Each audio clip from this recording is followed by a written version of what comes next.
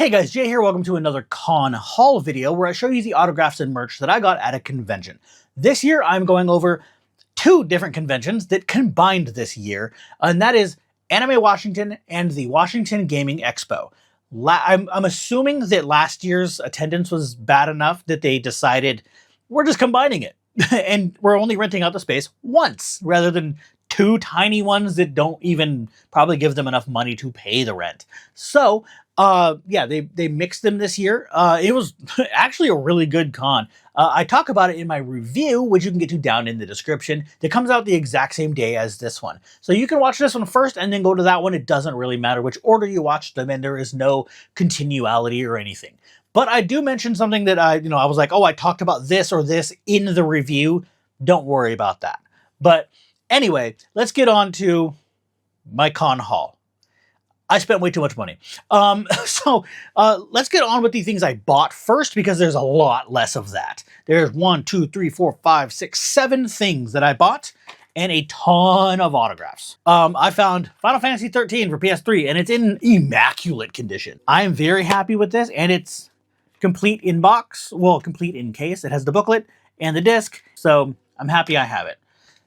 However, I've been looking for this one, for the longest time. I've been looking for Devil May Cry 2 for years now. Every time I go to a booth that has used games, because you can't buy this new, I've been looking for this. Nobody has it. I ask them, they say, no, I know I don't have it. The only one that we didn't ask, Atlas found it at. So, and it does have the booklet, and both discs are in great condition. Actually, let's go with this one first. I got these are Funko Pops. I got Freeren in the Mimic. I already have the other two Freeren Funko Pops that are out. This one had just recently come out, I think. I'm very happy about this. My other two are sealed as well, so they're not open. So that's great. However, this one, I didn't think I was gonna find this. There's one left, and nobody else had this at all. This is the Rem Chase version from ReZero. So I'm happy about that. And then the last thing that I bought was this cute little Sailor Venus.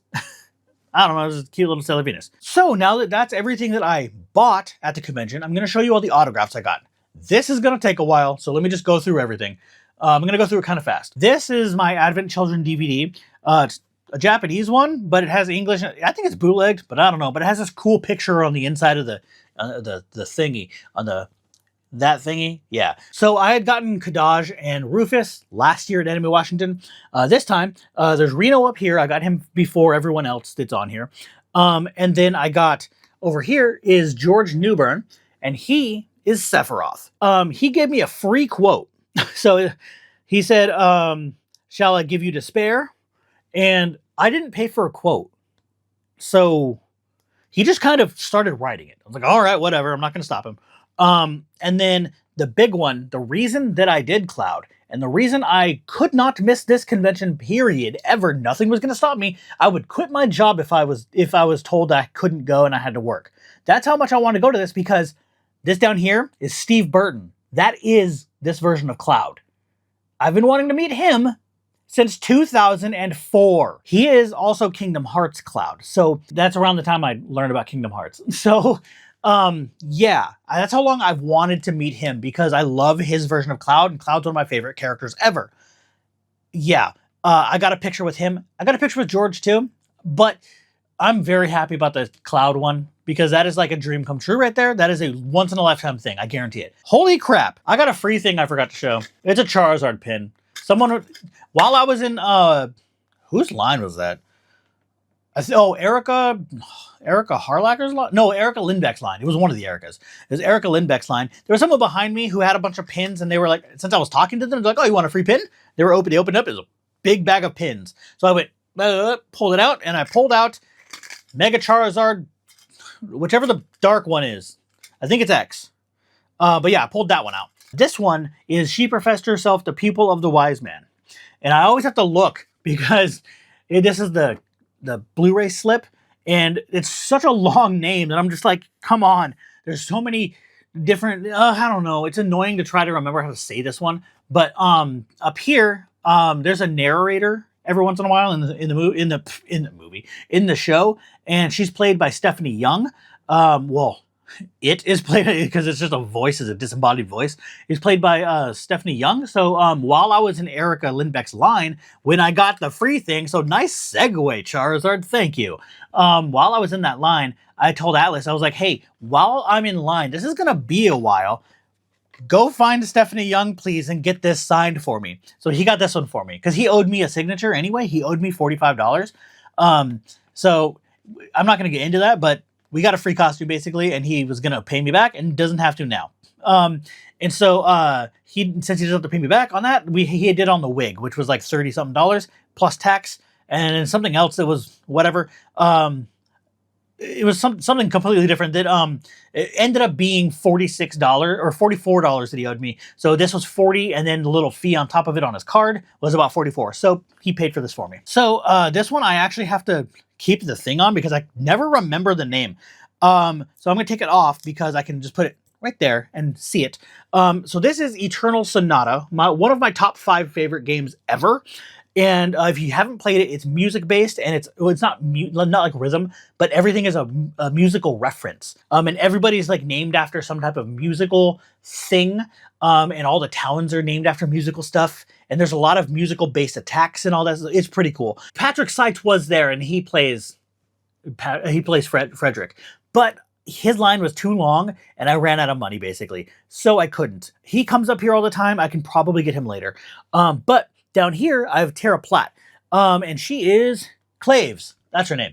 I always forget because I don't like her character, but it's fine. It's just the character design. I don't really like it that much. But she's not on the cover, just like Viola wasn't on the cover either. The Viola one just signed here, and so she signed down here just kind of out of the way because everyone that's on here can sign above their character, and then I want Patrick Seitz right here or right here. So I don't know. I'll figure it out when I do it, but you know. But yeah, so I got that signature. And then the last 3 of these, of this little set before the big things, are all the same person. So this is Amber Lee Connors, and we've been wanting to meet her for a long time. So I'm going to go from my least favorite to my favorite ones of these in terms of my anime, not the character. Like I like this one least than this one better than, like that. So I have Myriad Colors Phantom World, and this is a good anime too if you like really weird stuff. I don't know how to explain it. There's a lot of magical stuff going on, but it's like slice of life at the same time, but it's also comedy. But this character here, the blonde one, her name is Mai, and she plays her. This one is Wandering Witch, the journey of Elena, and Elena is the main character, this girl here, and she plays her. And then there's so many on this now. 1, 2, 3, 4, 5. There's 7 on here. I didn't know I had that many on here. I got 3 in one time once. But she is up on the top here because she's not a background character, but I was out of room. So I'm literally running out of room on this thing. But she is Atla or Atola in the Japanese one. And if you've ever watched this anime, this is Kuma Bear, if you hadn't noticed. So, you probably already saw that. But this is Adult Gohan. This is specifically Dragon Ball Super, but whatever. I'm not really into Super, but it doesn't matter. But Kyle Hebert, who plays him, yeah, that's perfect like that. Oh my god, I have more stuff. I totally forgot. There's 3 more things, so I'll get to those after these 2 Funko Pops. But yeah, so I got him on this. And then, you know what? I'll just do it now. Because technically, he is next anyway, because it's a Gohan card. So there's a card of Gohan, and I got him to sign on Gohan. I got his friggin' wife. So literally, Videl, Kara Edwards. So yeah, Gohan's wife, not Kyle's wife. If you know Dragon Ball, you should know this. But yeah, I got Kara as Videl. And then I got Kid Buu, which is weird because I didn't realize this. There's Adult or Super Buu on the back. That's weird. Whatever. But this is Kid Buu. It literally says Majin Buu Kid at the bottom, and you can tell it's Kid Buu.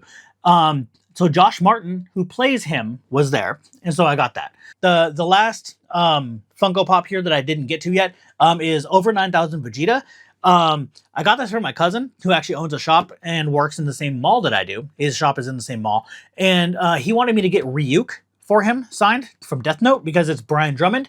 And the original Over 9000 meme that everyone shares is Brian Drummond, not Christopher Sabat.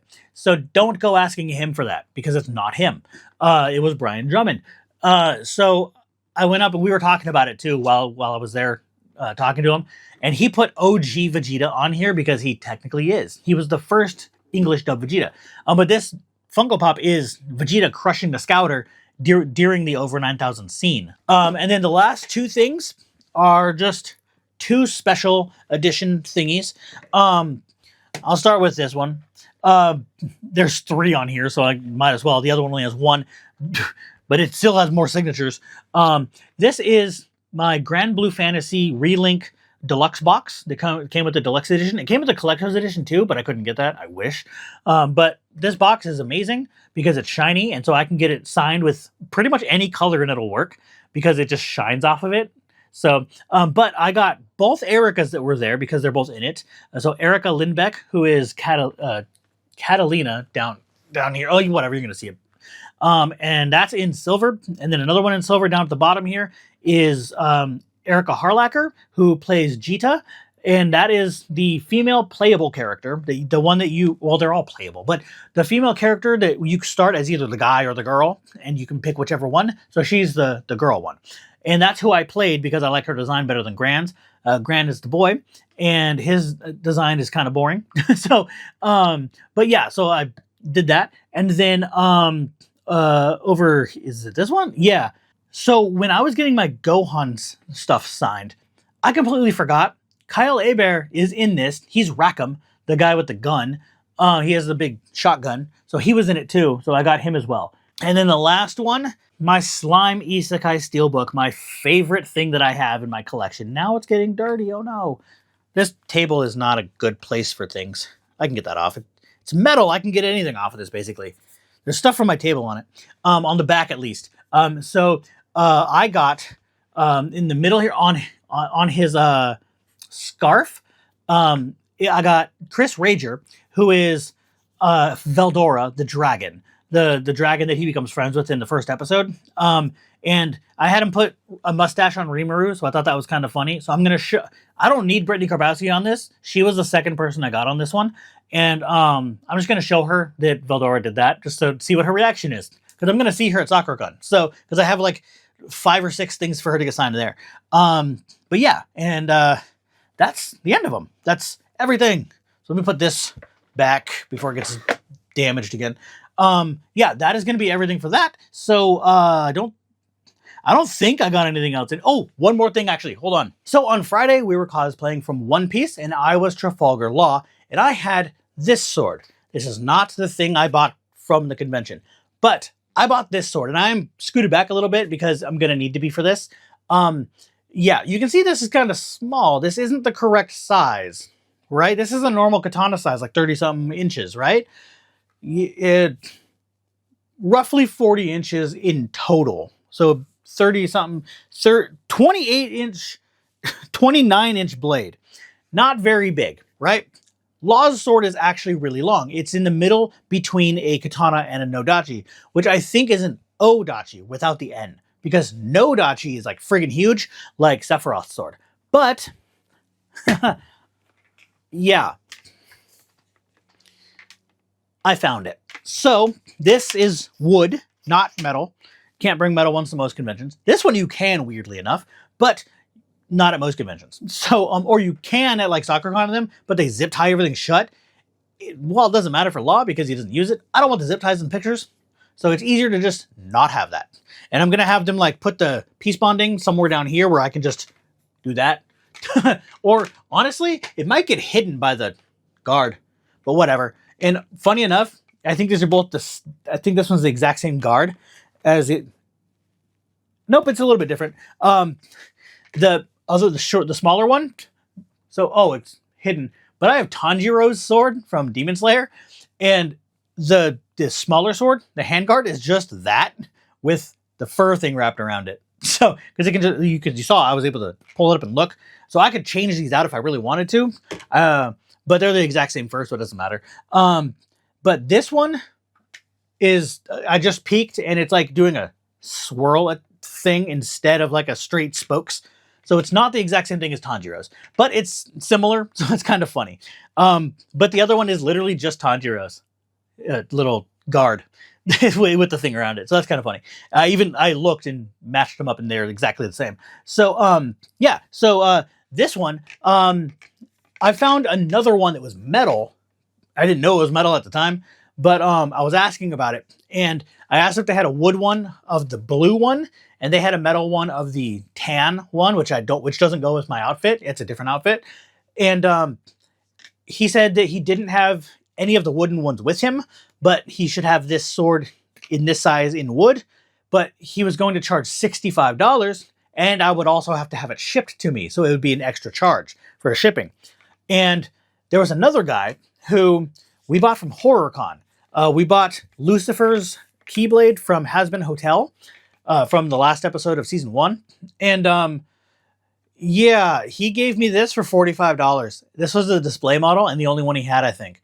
I don't know if he had others that were like, that he sold out of, but he just handed me this one. He picked it up off the table and handed it to me. And I asked him, is this the last one? He said yes. So, yeah, so this one's correct. This was the correct size. So I'm happy. This was not on Amazon anywhere. I couldn't find it. So I'm glad I was able to find it here. I will be doing this cosplay more often. So awesome. But yeah, so this video has been going on way longer than I wanted it to. So I'm going to end it here and hope you guys even watched all the way through. But anyway, if you like it, go ahead and hit that thumbs up, subscribe for more, and I'll see you guys later.